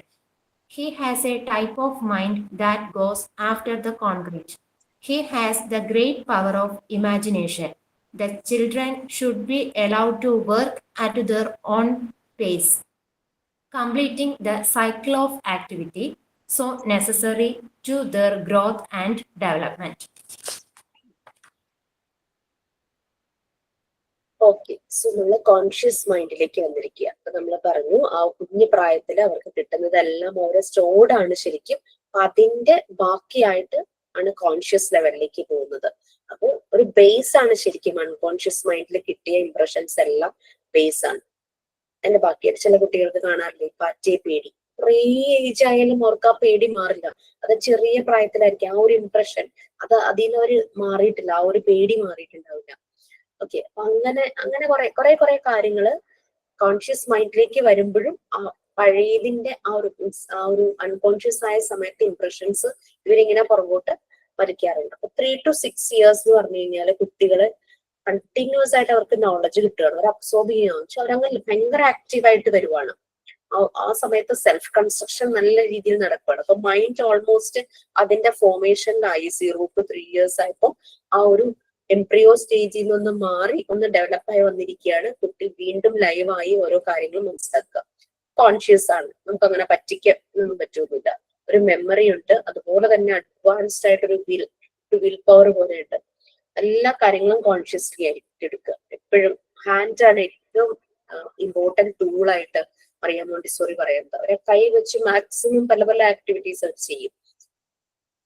Conscious ആണ്, himself develop ചെയ്യുന്നു. പിന്നെ അതുകൊണ്ടാണ് ഇവർക്ക് ഓരോ ആ ഒരു ടൈമില് Mariya Montessori കുറേ മോണ്ടിസോറി മെറ്റീരിയൽസ് കൊടുത്തിരിക്കുന്നത്. അവരുടെ ടാക്ടൈൽ സെൻസ്, ടച്ച് ചെയ്തവർ മനസ്സിലാക്കുന്ന കുറേ കാര്യങ്ങളുണ്ട്. കൈകൊണ്ട് എന്തൊക്കെ ആക്ടിവിറ്റീസ് ചെയ്യിക്കാം അത് മുഴുവൻ ചെയ്യിക്കും. അങ്ങനെ റൈറ്റിംഗ്, റീഡിങ്, അത് എല്ലാം ഹാൻഡ് അവിടെ. അതായത് ആദ്യം നമ്മൾ സാൻഡ് പേപ്പർ ലെറ്റേഴ്സ് വെച്ചിട്ട് ആ ഒരു ടാക്ടൈൽ സെൻസിലൂടെ ആ ഒരു ഡിഫറെന്റ് ടെക്സ്ചറിലുള്ള ലെറ്റേഴ്സ് മനസ്സിലാക്കുന്നു. ലാർജ് ഷീറ്റിൽ മോണ്ടിസോറി ലെറ്റേഴ്സും നമ്പേഴ്സും കട്ട് ചെയ്തിരുന്നു. അവിടെ ഒരു സ്മൂത്ത് സർഫസ് അല്ലേ. പിന്നെ സാൻഡ് പേപ്പറിൽ കട്ട് ചെയ്തു, അതൊരു റഫ് സർഫസാ.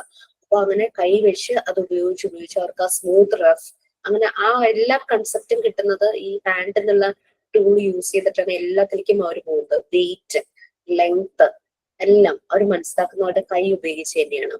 അങ്ങനെ റീഡിങ്ങും റൈറ്റിങ്ങും അങ്ങനെ എല്ലാ ഐഡിയാസും through using this hands, numbers, അങ്ങനെയെല്ലാം ഓട്ടോമാറ്റിക്കലായിട്ട് അവര് ഇത് ചെയ്യുന്നു. ബട്ട് അവർ ടയേർഡ് ആവുന്നില്ല. അത് പെർഫെക്റ്റ്, അവരൊട്ടും ടയേർഡ് ആവുന്നില്ല. അവർ ഭയങ്കര ഇൻട്രസ്റ്റഡ് ആയിട്ട് അവർ ചെയ്യുകയാണ് ചെയ്തത്. ബട്ട് നിങ്ങൾക്ക് സംശയം ഉണ്ടാവും, മോണ്ടിസോറി മെറ്റീരിയൽസ് കുട്ടികൾക്ക് തന്നെ അവരുടെ ചോയ്സ് ആണെന്നൊക്കെ നമ്മൾ പറഞ്ഞു. ഫ്രീഡം ഓഫ് ചോയ്സ് നമ്മൾ പറഞ്ഞിരുന്നു. നമുക്ക് തന്നെ പോയി ഷെൽഫിൽ പോയി എടുത്ത് അവർക്ക് ചെയ്യാം. അങ്ങനെ ഓക്കെ, ഇങ്ങനൊരു സിറ്റുവേഷൻ പറയാം. ഇപ്പൊ ഒരു കുട്ടിക്ക് നമ്മുടെ നമ്പേഴ്സ് ശരിക്കും ഫെമിലറൈസ് ആയിട്ടില്ല. അതായത് 2 ഏതാന്ന് ചോദിച്ചാൽ കറക്റ്റ് 2 തന്നെ ചിലപ്പോൾ എടുത്ത് തരണമെന്നില്ല. 3 ചിലപ്പോൾ എടുക്കാം, 4 എടുക്കാം, 7 എടുക്കാം. അപ്പൊ അങ്ങനെ നമ്പേഴ്സുമായിട്ട് ഫെമിലറൈസ് ആയിട്ടില്ല. പിന്നെ കൗണ്ട്, അതായത് ഇപ്പം ബീഡ്സ് കൊടുത്തിട്ട് 3 കൗണ്ട് ചെയ്യാൻ പറഞ്ഞു കഴിഞ്ഞാല് 3 ബീഡ്സ് എടുക്കണമല്ലോ. ആ കൗണ്ടിങ്ങും ശരിയായിട്ടില്ല. ചിലപ്പോൾ അതിന് പകരം 2 ബീഡ് എടുക്കാം, അല്ലെങ്കിൽ 4 ബീഡ്സ് എടുക്കാം, 5 ബീഡ്സ് എടുക്കാം. പറഞ്ഞ സിറ്റുവേഷൻ മനസ്സിലായല്ലോ. അപ്പൊ അങ്ങനെ ഒരു കുട്ടി, ബട്ട് അവന്റെ ഫ്രീഡം ഓഫ് ചോയ്സ് ഉണ്ട്, അവന് ഇഷ്ടമുള്ള മെറ്റീരിയൽസ് എടുക്കാന്ന്. അവൻ പോയിട്ട് ഒരു അഡീഷൻ സ്ട്രിപ്പ് ബോർഡ് ഉണ്ട് നമുക്ക്. 2 നമ്പേഴ്സ് തമ്മിൽ അഡീഷൻ ചെയ്യുന്നതിനായിട്ട് ഒരു ബോർഡ് ഉണ്ട്. ബോർഡും സ്ട്രിപ്സും ഉണ്ട്. അത് വെച്ചിട്ട് നിങ്ങളെ കാണിച്ചു തരും ഞാൻ മോഡ്യൂൾ 3 ആകുമ്പോൾ. ഈ അഡീഷൻ സ്ട്രിപ്പ് ബോർഡ് എടുത്തോണ്ട് വരിക. പക്ഷെ അവൻ അഡീഷൻ ചെയ്യണമെങ്കിൽ അവൻ എന്തറിഞ്ഞിരിക്കണം? എന്തറിഞ്ഞാൽ അവൻ അഡീഷൻ ചെയ്യാൻ പറ്റുള്ളൂ? നമ്പേഴ്സ് കൺഫ്യൂഷൻ ഇല്ലാതെ അവൻ അറിയണം. കൗണ്ട് ചെയ്യാനും അവൻ അറിയണം, അല്ലേ? നമ്പേഴ്സ് അറിയണം, കൗണ്ട് ചെയ്യാനും അറിയണം. അപ്പൊ നമ്മൾക്ക് ആ സമയത്ത് ഫെസിലിറ്റേറ്റർക്ക് ഇന്റർവീൻ ചെയ്യാം, ഫെസിലിറ്റേറ്റർക്ക് ഇടപെടാം. പക്ഷെ ദാറ്റ് ഡസന്റ് മീൻ ദാറ്റ് അങ്ങ് തളർത്തല്ല വേണ്ടത്. ആദ്യം സ്ട്രിപ്പ് ബോർഡ് അവൻ അതിന്റെ ആ ബോർഡിന്റെ ഭംഗിയൊക്കെ കണ്ടിട്ടൊക്കെ ആയിരിക്കും സ്ട്രിപ്പ് ബോർഡ് എടുക്കുന്നത്. ഇങ്ങനെ വരയൊക്കെ ഉണ്ട്, നമ്പറൊക്കെ മാർക്ക് ചെയ്തിട്ടുണ്ട്, ബ്ലൂ കളറുണ്ട്, റെഡ് കളറുണ്ട്. അതൊക്കെ കാണുമ്പോൾ ആ ഒരു വലിപ്പം ഉള്ളതാണ്. അങ്ങനെയൊക്കെ കാണുമ്പോഴേക്കും ആയിരിക്കും എടുത്തോണ്ട് വരുന്നത്. അപ്പൊ നമുക്ക് എന്താ അതിന് മുമ്പ് അവനെ കൗണ്ടിങ്ങും പഠിപ്പിക്കണം, നമ്പേഴ്സ് ഫെമിലറൈസ് ചെയ്യണം. അപ്പൊ നമ്മൾ അതിനനുസരിച്ച് വളരെ ഡിപ്ലോമാറ്റിക് ആയിട്ട് ഇടപെടണം. അവൻ ആദ്യം ബോർഡൊക്കെ ഒന്ന് കാണിച്ചിട്ട് നമുക്ക് ചോദിക്കണം, നമുക്ക് നമ്പർ ആഡ് ചെയ്യട്ടെ എന്ന് ചോദിക്കണം. അപ്പൊ അവന് ഭയങ്കര താല്പര്യമായിരിക്കും ആഡ് ചെയ്യാൻ, കാരണം ആഡ് ചെയ്യാനുള്ള ബോർഡ് എടുത്തോണ്ടല്ലേ വന്നിരിക്കുന്നത്.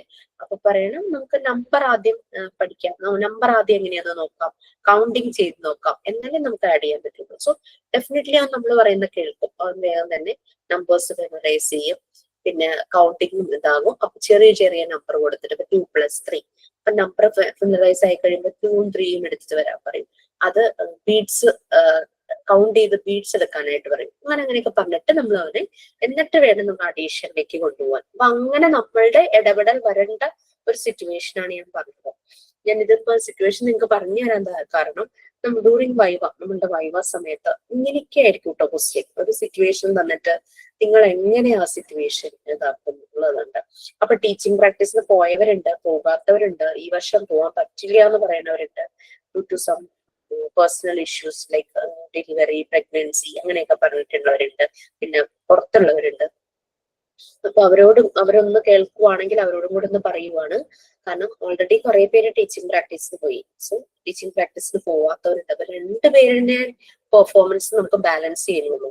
സോ ടീച്ചിങ് പ്രാക്ടീസിന് പോവാത്തവരോട് we can ask like questions. What is your plan when you are going for a teaching practice? നിങ്ങൾ എന്തൊക്കെ പ്ലാൻ ചെയ്താണ് പോകാൻ പോകുന്നത്? അല്ലെങ്കിൽ ഒരു സിറ്റുവേഷൻ കൊടുക്കും, ഇങ്ങനെ ഒരു കുട്ടി ആൽഫബറ്റ്സ് അറിയില്ല, സോ എങ്ങനെ ആ കുട്ടിയെ ആൽഫബറ്റ്സ് മനസ്സിലാക്കിക്കും? അതായത് അവര് ചെയ്യാൻ പോകുന്ന കാര്യങ്ങൾ നമ്മൾ സിറ്റുവേഷൻ കൊടുത്ത് പറയും. ഇപ്പൊ ടീച്ചിങ് പ്രാക്ടീസിന് പോയവരോടാണെങ്കിൽ നിങ്ങളുടെ ആ ഒരു എക്സ്പീരിയൻസ്, നിങ്ങൾ ഒബ്സർവ് ചെയ്ത കാര്യങ്ങൾ, എന്തെങ്കിലും ഒരു ഡിഫിക്കൽട്ട് സിറ്റുവേഷൻ നിങ്ങൾക്ക് വന്നിട്ടുണ്ടായിരുന്നു ഡ്യൂറിങ് ടീച്ചിങ് പ്രാക്ടീസ്, നിങ്ങൾ എങ്ങനെ അത് ഹാൻഡിൽ ചെയ്തു? അത് പിന്നെ ഏറ്റവും കൂടുതൽ നിങ്ങൾ യൂസ് ചെയ്ത ആക്ടിവിറ്റി എന്താണ്? ട്രൈബ്സ് ആണോ, ഡാൻസ്, ആക്ഷൻ സോങ് ആണോ, സ്റ്റോറി ടെല്ലിംഗ് ആണോ? അങ്ങനെയുള്ളതായിരിക്കും കേട്ടോ ടീച്ചിങ് പ്രാക്ടീസിന് പോയവരോടുള്ള ക്വസ്റ്റ്യൻ. പോകാൻ പോകുന്നവരോട് ഒരു സിറ്റുവേഷൻ കൊടുത്തിട്ട് ഇങ്ങനെ വന്നാൽ നിങ്ങൾ എന്ത് ചെയ്യും, എന്തെല്ലാമാണ് നിങ്ങൾ പ്ലാൻ ചെയ്ത് വെച്ചിരിക്കുന്നത് ടീച്ചിങ് പ്രാക്ടീസിന്? So these type of questions ആയിരിക്കും വൈവയ്ക്ക് വരുന്നത്. അല്ലാതെ ജനറൽ നോളജും കറണ്ട് അഫയേഴ്സും ഒന്നും ചോദിക്കില്ല. നമ്മൾ മോണ്ടിസോറി മെത്തേഡിൽ നിങ്ങൾ എന്തെല്ലാം ചെയ്തു, നിങ്ങൾക്ക് എന്ത് മനസ്സിലായി, നിങ്ങൾ അത് എവിടെയൊക്കെ ആ ഒരു ഇന്റർവെൻഷൻസ് ചെയ്തു, അങ്ങനെയുള്ള കാര്യങ്ങളൊക്കെ. അപ്പൊ ഇതാണ് നമ്മൾക്ക് ശരിക്കും പറഞ്ഞു കഴിഞ്ഞാല് കുട്ടികളുടെ, നമുക്കറിയാം 3 to 6 years അവരുടെ കോൺഷ്യസ് മൈൻഡ് ആണ്. അവർ ഭയങ്കര അലേർട്ടാണ്, ഭയങ്കര സ്മാർട്ടായിട്ടായിരിക്കും ഇരിക്കുന്നത്. എന്ത് കൊടുത്താലും പെട്ടെന്ന് അവർ ചെയ്യും. ചില കുട്ടികൾ ചിലർ പറയും ഹൈപ്പർ ആക്റ്റീവ് ആയിട്ട് തോന്നുന്നു, ചിലര് കുറച്ചൊന്ന് ഒന്ന് മാറിയിരിക്കണ്ടാവും. അവരെ നമുക്ക് മുന്നോട്ട് കൊണ്ടുവരണം. അങ്ങനെ ആ ഒരു ടൈമിൽ ഇവര് ആക്ടിവിറ്റി കൂടുതലും ചെയ്യുന്നത് using there hand is the main tool എന്നാണ് മറിയ മോണ്ടിസോറി പറയുന്നത്. സോ നമ്മൾ ആ സമയത്ത് ആ ഒരു പീരീഡിൽ ഹ്യൂമൻ ഡെവലപ്മെന്റിന്റെ ഒരു നല്ലൊരു പീരീഡ് ആണ് ഈ ഒരു ടൈം എന്ന് പറയുന്നത്. ഈ ടൈമിൽ തന്നെയാണ് അവരുടെ ക്യാരക്ടർ ഫോം ചെയ്യുന്നത്. ഇത് മോസ്റ്റ് ഇമ്പോർട്ടന്റ് ടൈമാണ് 3 to 6 years. That is environment prepare ചെയ്യേണ്ടത് സ്കൂളിൽ, പ്രത്യേകിച്ച് വീട്ടിൽ ഓൾറെഡി 0 to 3 years നമ്മൾ പ്രിപ്പയർ ചെയ്ത് വെച്ചിരിക്കുക. ആഫ്റ്റർ ദാറ്റ് ഓൾസോ ആ കുഞ്ഞ് വളരുന്ന ഓരോ ഏജിലും അവന് പറ്റുന്ന എൻവിയോൺമെന്റ് വീട്ടിലുണ്ടായിരിക്കണം. ദെൻ പിന്നെ വരുന്ന ഒരു എൻവിയോൺമെന്റ് ആണ് സ്കൂൾ. അവിടെ അപ്പോ നല്ല രീതിയിൽ ആ എൻവിയോൺമെന്റ് ഡിസൈൻ ചെയ്യണം. തിങ് ഈസ് ദാറ്റ് ഓരോ കുട്ടിക്കും അനുസരിച്ച് എൻവിയോൺമെന്റ് മോഡിഫൈ ചെയ്യുകയും വേണം.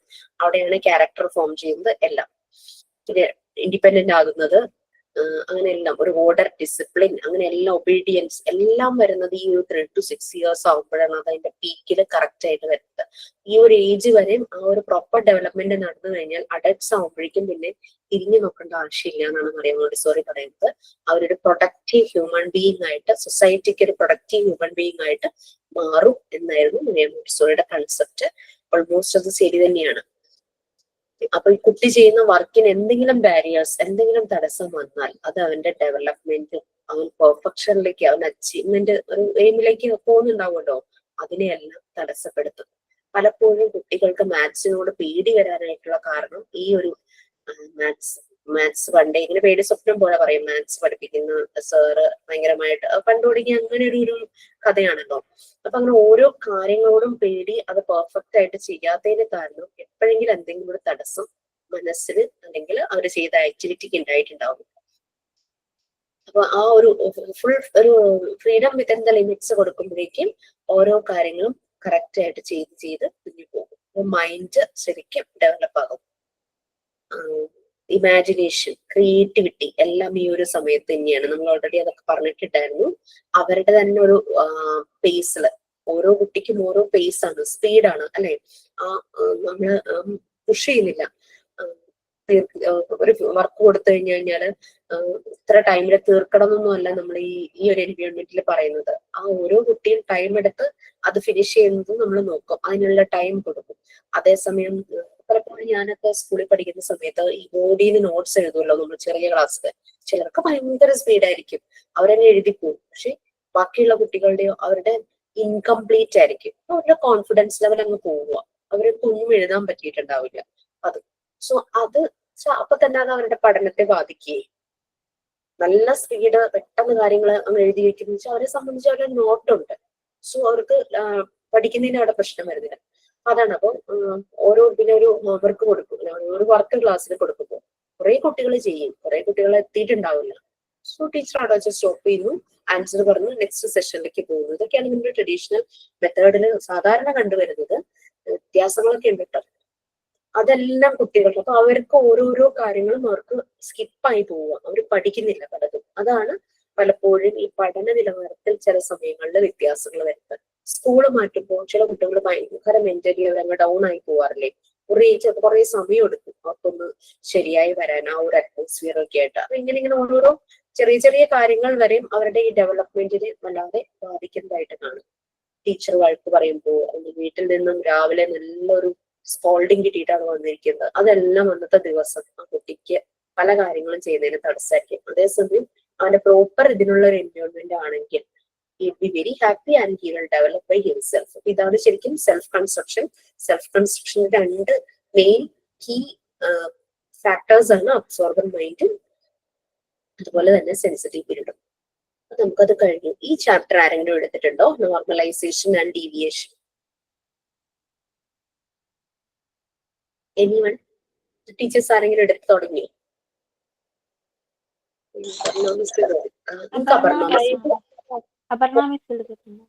എടുത്തിട്ടുണ്ട്. സോ ഇത് ഈ ഒരു ചാപ്റ്റർ ശരിക്കും നമ്മളെ ഹെൽപ്പ് ചെയ്യും. നമ്മൾ ഒരു സ്കൂളിൽ ചെല്ലുമ്പോൾ നിങ്ങൾ പറഞ്ഞല്ലോ പല ടൈപ്പ് കുട്ടികളുണ്ട്, ഞങ്ങൾ എങ്ങനെ ഒരേ ആക്ടിവിറ്റി കൊടുക്കും, അങ്ങനെ കുറെ പേര് ഒരു കൺസേൺ പറഞ്ഞിട്ടുണ്ടായിരുന്നു. അപ്പൊ അവിടെയാണ് നമുക്ക് നോർമലൈസേഷൻ ആൻഡ് ഡീവിയേഷൻ പറയുന്നത്. മറിയം മോണ്ടിസോറി പറയുന്ന normalisation doesn't mean that perfect. Perfect എന്നല്ല അതിന്റെ മീനിങ്.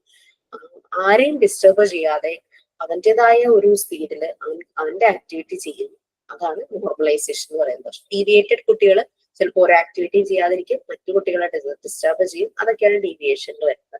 നമ്മളുടെ ഉദ്ദേശം ഡീവിയേറ്റഡ് ആയിട്ടുള്ള കുട്ടികളെ നോർമലൈസേഷനിലേക്ക് കൊണ്ടുവരാനായിട്ട് സർട്ടൻ ആക്ടിവിറ്റീസ് അവർക്ക് പറ്റുന്ന രീതിയിൽ ഇൻട്രൊഡ്യൂസ് ചെയ്ത് കൊടുക്കും. അങ്ങനെ അവർ ആ ആക്ടിവിറ്റീസ് ചെയ്ത് അങ്ങനെ ഹോൾ ക്ലാസ് നോർമലൈസ്ഡ് ആവുകയാണ് ചെയ്തത്. അതിന് may be it will take months, 1-2 ദിവസം കൊണ്ട് ഈ പ്രോസസ് നടക്കില്ല. മറിയം മോണ്ടിസോറി സാൻ ലൊറൻസോയില് ഈ ഒരു സ്കൂള് ആദ്യമായിട്ട് കാസാഡി ബാമ്പിൽ സ്റ്റാർട്ട് ചെയ്തപ്പോൾ സ്ലം ഏരിയയിലെ കുട്ടികളായിരുന്നു. ഒരു വീട്ടിലും കയറില്ല, ഫുൾ ടൈം അതും ഇതൊക്കെ അവിടെ അലഞ്ഞു തിരിഞ്ഞ് നടക്കുന്ന കുട്ടികളായിരുന്നു. അവരെ പിടിച്ചുകൊണ്ടൊരു ക്ലാസ് റൂമിൽ ഇരുത്തിയപ്പോൾ ആദ്യം ഭയങ്കര ബുദ്ധിമുട്ടായിരുന്നു. അവരെല്ലാവരും ഡീവിയേറ്റഡ് കിഡ്സ് ആയിരുന്നു. ബട്ട് സ്ലോലി അവരെ നോർമലൈസ്ഡ് ആവുകയാണ് ചെയ്യുന്നത്. ആ എൻവയോൺമെന്റുമായിട്ട് അവർ അഡാപ്റ്റഡ് ആയി, അവർ അഡ്ജസ്റ്റഡ് ആയി വിത്ത് ദെയർ വിൽ. ഒരു ഇഷ്ടത്തോടു കൂടി തന്നെ അഡ്ജസ്റ്റഡ് ആവാൻ തുടങ്ങി, മെറ്റീരിയൽസിനോട് ഇൻട്രസ്റ്റ് കാണിച്ചു തുടങ്ങി, അവർ ആക്ടിവിറ്റീസ് ചെയ്തു തുടങ്ങി എന്നാണ് പറയുന്നത്. ഓക്കെ മാം, ഇത് അടുത്തല്ലേ?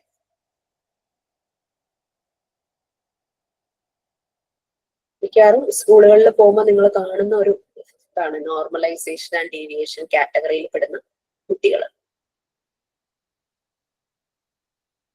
ഓക്കെ, സെൽഫ് കൺസ്ട്രക്ഷനിൽ ആ 2 മെയിൻ പോയിന്റ്സ് ആണ് അബ്സോർബൻ മൈൻഡും സെൻസിറ്റീവ് പീരീഡും. സെൻസിറ്റീവ് എന്തെല്ലാം കാര്യങ്ങൾക്കാണ് സെൻസിറ്റീവ് നമ്മൾ കണ്ടു. അബ്സോർബൻ മൈൻഡ് തന്നെ സ്പ്ലിറ്റ് ചെയ്ത് 2ആക്കിയിരുന്നു, അൺകോൺഷ്യസ് മൈൻഡും കോൺഷ്യസ് മൈൻഡും. അൺകോൺഷ്യസ് 0 to 4 തുടങ്ങി 3 years വരെ ആണെങ്കിൽ 3 to 6 ആണ് കോൺഷ്യസ്. അപ്പം ഈവൻ ദോ 3 to 6 കോൺഷ്യസ് ആണെങ്കിലും അൺകോൺഷ്യസ് മൈൻഡിൽ അവർക്ക് എന്താണോ അവര് ചെയ്തിട്ടുണ്ടായിരുന്നത് അതെല്ലാം ഇതിന്റെ ഒരു ബാക്കിയായിട്ടായിരിക്കും. അതിൽ നിന്നുള്ളൊരു സ്ലോ പ്രോസസ് ആയിട്ടാണ് കോൺഷ്യസിലേക്ക് വരുന്നത്. So that is end of that unit.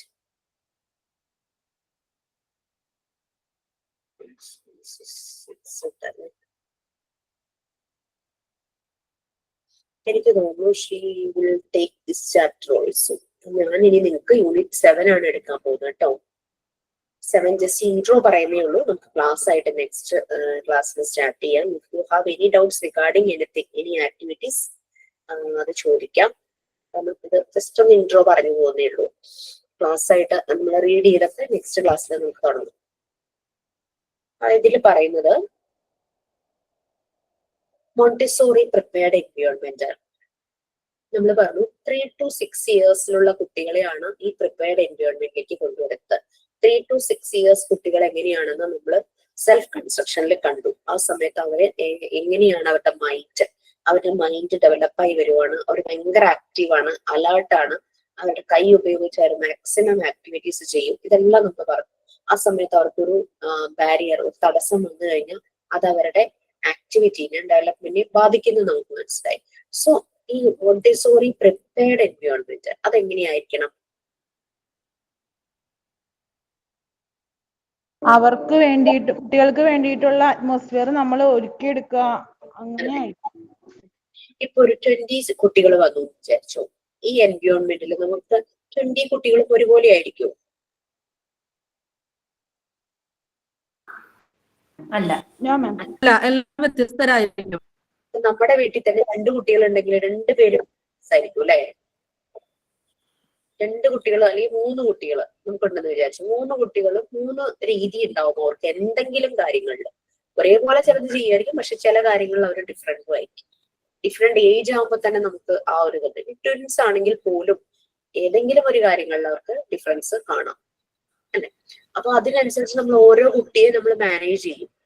അതുകൊണ്ട് ഒരു കുട്ടിയോട് കാണിക്കുന്ന പോലെ തന്നെ നമ്മൾ മറ്റേ കുട്ടിയോട് കാണിക്കുന്നത്. സംടൈംസ് ഒരു കുട്ടി ഭയങ്കര ജോവിയലാണ്, വാശിയൊന്നുമില്ല, ഇരുന്നങ്ങ് കളിക്കും, കൈ കിട്ടുന്ന വെച്ച് കളിക്കും, കൊടുക്കുന്ന ഭക്ഷണം കഴിച്ചോളൂ. പക്ഷെ മറ്റേ ആളെ ഇത്തിരി വാശിയാണെങ്കിൽ നമ്മൾ കുറച്ചുകൂടെ ആളെ ഒന്ന് കെയർ ചെയ്യും. ഓക്കെ, കാരണം ഇദ്ദേഹം തന്നെത്താനെ കുറെ കാര്യങ്ങൾ ചെയ്യും. ഇവിടെ പക്ഷെ എപ്പോഴും എന്തെങ്കിലും അസുഖങ്ങളൊക്കെ വരുന്ന ഒരു കുട്ടിയാണെങ്കിൽ നമ്മൾ കൂടുതൽ കെയറിങ്ങോടെ കൊടുക്കും. But we will take care of the other two. പക്ഷെ ഞങ്ങൾ കുറെ കൂടെ ഒന്ന് കാര്യങ്ങൾ കുഴപ്പമില്ലാണ്ട് ചെയ്യുന്നു. അങ്ങനെ നമ്മുടെ വീട്ടിൽ തന്നെ നമ്മൾ പലപ്പോഴും എൻവയോൺമെന്റ് പ്രിപ്പയർ ചെയ്യാറുണ്ട് കുട്ടികൾക്കായിട്ട്. നമ്മൾ അറിയാറില്ല എന്നേ ഉള്ളൂ. നമ്മളത് മാറ്റാറുണ്ട് ഓരോ കുട്ടിയുടെ ഇതനുസരിച്ച്. ഓക്കെ, അതുപോലെ ഒരു എൻവയോൺമെന്റ് പ്രിപ്പയർ ചെയ്തെടുക്കുകയാണ് ചെയ്യുന്നത് മോണ്ടിസോറി സ്കൂളിൽ. ഓൾറെഡി എല്ലാം പ്രിപ്പയർ ചെയ്ത് വെച്ചിട്ടുണ്ടായിരിക്കും. ബട്ട് വരുന്ന കുട്ടികളിൽ എന്തെങ്കിലും യുണീക്നെസ് കാണുമ്പോൾ അതിനനുസരിച്ച് ആ എൻവയോൺമെന്റ് മാറ്റങ്ങൾ വരുത്തും. ഞാൻ പോയിരുന്നിടത്ത് തന്നെ ഈവൻ ഫിസിക്ക് തന്നെ ഡിഫറെന്റ് ആയിട്ടുള്ളവരുണ്ടായിരുന്നു. ചെറിയ ബേബി, ചിലപ്പോൾ പ്രായമുണ്ട് പക്ഷെ സൈസ് ഇല്ല, അങ്ങനത്തെ കുഞ്ഞു കുട്ടികളുണ്ടായിരുന്നു. ചില കുട്ടികൾ ഇച്ചിരി ഫാറ്റ് ആയിട്ട് വലിയ കുട്ടികളുണ്ടായിരുന്നു. അപ്പൊ അതിനനുസരിച്ച് നമ്മൾ അവർ ഇരിക്കുന്ന ചെയർ വരെ മാറ്റും. അവർ യൂസ് ചെയ്യുന്ന മാറ്റ് അല്ലെങ്കിൽ അവർ യൂസ് ചെയ്യുന്ന ചെറിയ ടേബിൾ പോലെയൊക്കെ ആണെങ്കിൽ അവരുടെ ബോഡിയുടെ വലുപ്പത്തിനനുസരിച്ച് തന്നെ അവർക്ക് മാറ്റി കൊടുക്കും. ഇനി അവർ കിടക്കുന്ന മാറ്റ് അതൊക്കെ തന്നെ മാറ്റി കൊടുക്കും. സോ ഭയങ്കര കാര്യങ്ങൾ വരെ അവിടെ മോഡിഫൈ ചെയ്തെടുക്കും. അതാണ് ചെയ്യുന്നത് പ്രിപ്പയർഡ് എൻവയോൺമെന്റ്. ഈ പ്രിപ്പയർഡ് എൻവയോൺമെന്റ് എന്തിനാണ്? കുട്ടികളുടെ ഡെവലപ്മെന്റിന് വേണ്ടിയിട്ട്. അവരിൽ പല കാര്യങ്ങളും ഫോം ചെയ്തത് ഈ സമയത്താണ്. ലാംഗ്വേജ് ഫോർമേഷൻ നടക്കുന്നു, അവരിൽ ഡിസിപ്ലിൻ ഫോം ചെയ്യുന്നു, ഓർഡർ ഫോം ചെയ്യുന്നു, അതുപോലെ തന്നെ ഒബീഡിയൻസ്, ഇതെല്ലാം ഫോം ചെയ്യുന്ന ടൈമാണ്. അപ്പൊ അതിനനുസരിച്ച് ആക്ടിവിറ്റീസ് ഇവർക്ക് കൊടുക്കും. നമ്മൾ കുറച്ചു മുമ്പ് പറഞ്ഞു നമ്പേഴ്സ് അവർ ഫെമിലറൈസ് ആയി കഴിഞ്ഞു കഴിഞ്ഞാൽ നെക്സ്റ്റ് സ്റ്റെപ്പിലേക്ക് കൊണ്ടുപോകും. അങ്ങനെ ആൽഫബറ്റ്സ് ഫെമിലറൈസ് ആയി കഴിഞ്ഞു കഴിഞ്ഞാൽ അവർക്ക് ചെറിയ ചെറിയ റീഡിങ് കാർഡ്സ് കൊടുക്കും, പിക്ചർ റീഡിങ് കാർഡ്സ് കൊടുക്കും. അതൊക്കെ ചെയ്യുന്ന കാര്യം ഞാൻ പറഞ്ഞിട്ടുണ്ടായിരുന്നു. Word reading cards, picture reading cards പറഞ്ഞായിരുന്നു. ഓക്കെ, സോ അതൊക്കെ കുറച്ച് ആക്കി വെക്കും. ഇതൊക്കെ വാങ്ങാൻ കിട്ടുന്നൊക്കെ കുറെ കുട്ടികൾ പറഞ്ഞിരുന്നു. പക്ഷെ ഞാൻ ഒരിക്കലും നിങ്ങളോട് ക്യാഷ് ഇൻവെസ്റ്റ് ചെയ്ത കാര്യങ്ങൾ ചെയ്യാൻ പറയുന്നില്ല. നമുക്ക് കുറെ ബെസ്റ്റ് ഔട്ട് ഓഫ് വേസ്റ്റ് അങ്ങനത്തെ രീതിയിൽ കുറെ കാര്യങ്ങളൊക്കെ കിട്ടുമല്ലോ. സോ അങ്ങനെ ചെയ്യാം. എന്തെങ്കിലും ഡൗട്ട്സ് റിഗാർഡിങ് എനിത്തിങ്? ഈ ഒരു ചാപ്റ്റർ വളരെ ഇമ്പോർട്ടന്റും ആണ്, കുറേ ഉണ്ട്, വാസ്റ്റ് ആണ്. ഈ യൂണിറ്റ് തീരാൻ നമുക്ക് കുറച്ച് സമയം എടുക്കും. ബട്ട് ഇത് തീർന്നു കഴിഞ്ഞു കഴിഞ്ഞാൽ ഓൾമോസ്റ്റ് മോണ്ടിസോറി മെത്തേഡ് ഒരു ഹാഫിൽ കൂടുതൽ കഴിയും എന്ന് തന്നെ പറയാം. Okay, any doubts?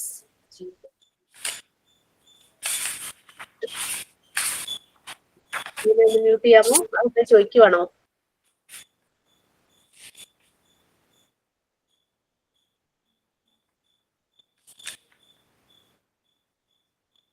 ഓക്കെ. മാം ഒരു ഡൗട്ട് ചോദിച്ചോട്ടെ? ആ. നമുക്കൊരു ബുക്കിൽ എഴുതാനായിട്ട് ഒരു 10 അസൈൻമെന്റ് തന്നിട്ടില്ലേ? അപ്പൊ എനിക്ക് ആ ക്ലാസ് അറ്റൻഡ് ചെയ്യാൻ പറ്റിയിട്ടുണ്ടായിരുന്നില്ല. അപ്പൊ അതിന്റെ ഫസ്റ്റ് വൺ കൊടുത്തേക്കുന്നത് ഒരു 3 ബുക്ക് നമ്മളെ വായിച്ചിട്ട് ഓഥറെ കുറിച്ചിട്ട് ഒരു റിവ്യൂ പോലെ അങ്ങനെയല്ലേ പറഞ്ഞിരിക്കുന്നത്? അപ്പൊ അത് ഓഥറെ അല്ല, ബുക്കിന്റെ കണ്ടന്റ്. ഓഥറിനെ കുറിച്ചല്ല, ബുക്കിന്റെ കണ്ടന്റ്. അപ്പൊ അത് ഞാൻ എന്നിട്ട് ജസ്റ്റ് നോക്കിയെങ്കിൽ എനിക്ക് ബുക്ക് കിട്ടിയില്ല. അപ്പൊ ഞാൻ ഗൂഗിളിൽ നോക്കി കഴിഞ്ഞപ്പോ JJ അഗർവാൾ എന്നൊക്കെ പറഞ്ഞിട്ടൊരു ഇത് ചെയ്തേക്കുന്നേ. അങ്ങനെയുള്ള അതാണോ ഉദ്ദേശിച്ചേക്കുന്നത്? അതല്ലെങ്കിൽ ഒരു 3 ബുക്കിന്റെ ഒരു പേരൊന്ന് പറഞ്ഞു തരാൻ പറ്റുമോ? അപ്പൊ അതൊന്ന് സെർച്ച് ചെയ്തിട്ട് അതൊന്നും എടുക്കട്ടെ കേട്ടോ അസൈൻമെന്റ്. ഓക്കെ.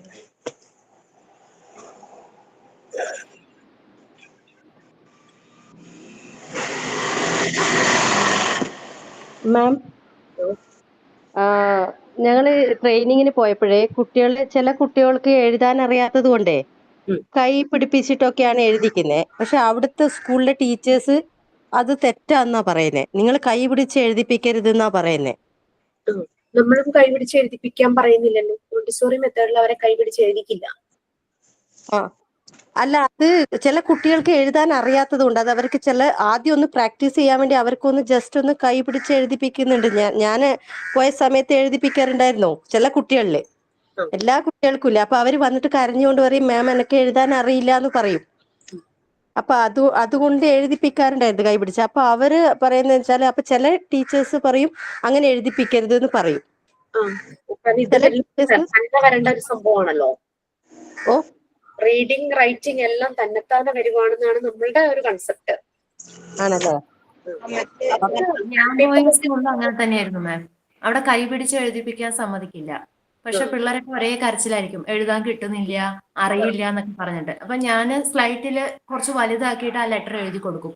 എന്നിട്ട് അവരോട് പറഞ്ഞു ഇതിന്റെ മുകളിൽ കൂടെ അതുപോലെ തന്നെ ഒന്ന് എഴുതി നോക്കാൻ പറയും കുറെ പ്രാവശ്യം. അപ്പൊ അതുപോലെ എഴുതാൻ കിട്ടുമെന്ന് പറഞ്ഞിട്ട് അവരെ കൊണ്ട്, അപ്പൊ കുറെ കുട്ടികൾ അതുപോലെ ചെയ്യുമ്പോൾ അവർക്കത് എഴുതാൻ പറ്റും. കുറെ തവണ മുകളിൽ കൂടെ അതെ. നമുക്ക് അവര് ബോർഡ് തരത്തില്ല, നോട്ട്സ് ഒന്നും അവര് നമുക്ക് തരില്ല. കുട്ടികൾക്കായിട്ട് റഫ് ഒന്നും പറ്റില്ല, സ്ലേറ്റ് പറ്റത്തില്ല, റഫ് പറ്റത്തില്ല. ഞങ്ങള് ബോർഡിലാണ് എഴുതിക്കുന്നത്. അതായത് ടീച്ചർ എഴുതിപ്പിക്കരുത്, കൈപിടിച്ച് എഴുതിപ്പിക്കരുത് എന്ന് പറഞ്ഞപ്പോ ഇപ്പൊ പറഞ്ഞ പോലെ ബോർഡിൽ കുറച്ച് വലുതായിട്ട് താഴെ എഴുതി കൊടുക്കും. അപ്പൊ അവർ അതിന്റെ മുകളിലൂടെ എഴുതി എഴുതി എഴുതി ഒരു 10 പ്രാവശ്യം അങ്ങനെ 20 പ്രാവശ്യം അങ്ങനെ ഓരോ കുട്ടികൾ ഓരോ തരത്തിലായിരിക്കും.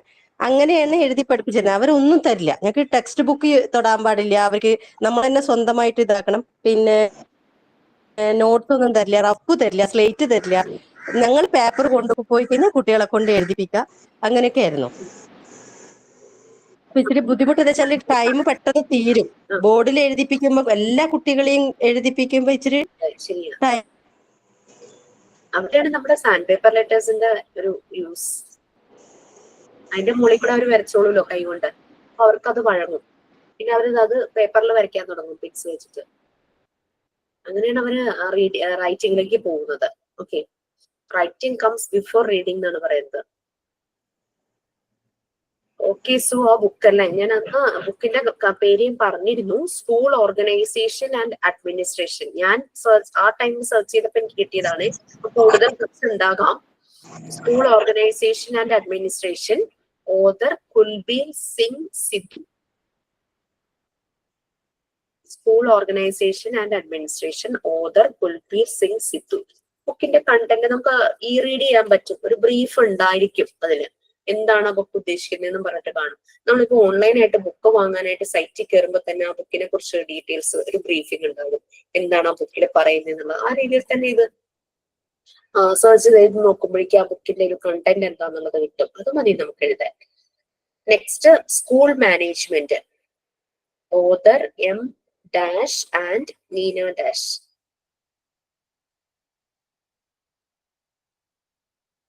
ഡാഷ് അവരുടെ സമയമായിരിക്കാം. M dash and Neena dash, school management. രണ്ടുപേരും. അസൈൻമെന്റിന്റെ കാര്യമാണോ ടീച്ചറെ പറയണേ? എന്നോട് ആ 3 ടെക്സ്റ്റിന്റെ പേര് പറയാൻ പറഞ്ഞല്ലോ, ഓതർ ഏതാന്ന്. ആ അത് എഴുതി. അതെ അസൈൻമെന്റിലുള്ളത് തന്നെയല്ലേ? അതെ അതെ, second one, first one, first one. First question.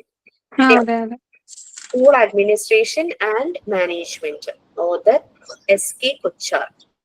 KOCHHAR ആണ് Kochhar. School administration and management SK Kochhar.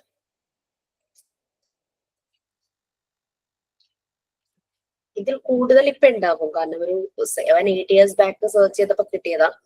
കൂടുതൽ ബുക്കുകൾ ഇറങ്ങിയിട്ടുണ്ടാകും. ചില ഡിഗ്രി ഒക്കെ പഠിക്കുന്ന കുട്ടികൾക്ക്, BBAയോ അങ്ങനെ എന്തെങ്കിലുമൊക്കെ പഠിക്കുന്ന കുട്ടികൾക്ക് ചിലപ്പോൾ അവരുടെ എന്തെങ്കിലും ബുക്സ് ഉണ്ടാവുമായിരിക്കും. MBAക്കാർക്കോ ഒക്കെ കാണാം.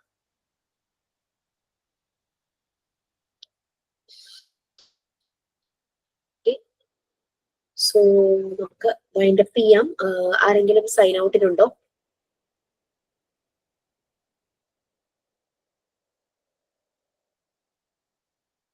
എനിവൺ? ഇല്ല.